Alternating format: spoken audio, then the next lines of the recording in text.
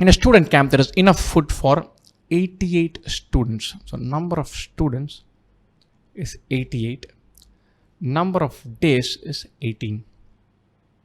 Right? Now imagine if the number of students increases, the number of days the food will be available will reduce. Right? So there are more students, the food will last fewer days.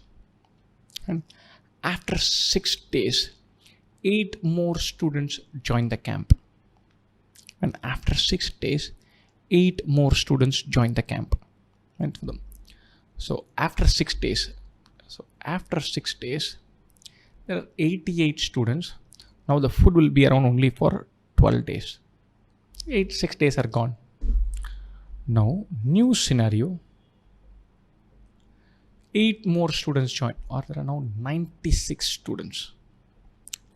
The food will last fewer days, less than 12 days. Right? How do we find how much less than 12 days? Think about this. Number of student days of food. Number of students and the number of days.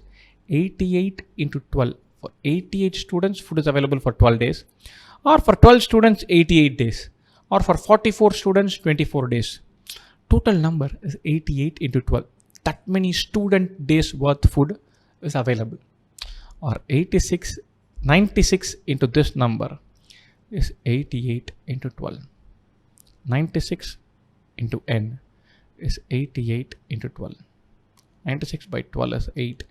88 by 8 is 11. Or n is 11 days. If 8 more people join the camp, then the food will last 11 more days. The key idea here, number of student days of food is a constant. The number of students is inversely proportional to number of days. That is, more the number of students are there, fewer the number of days the food will come. If you double the number of students, the food will come for half the days. That is the idea we are using idea of inverse proportion.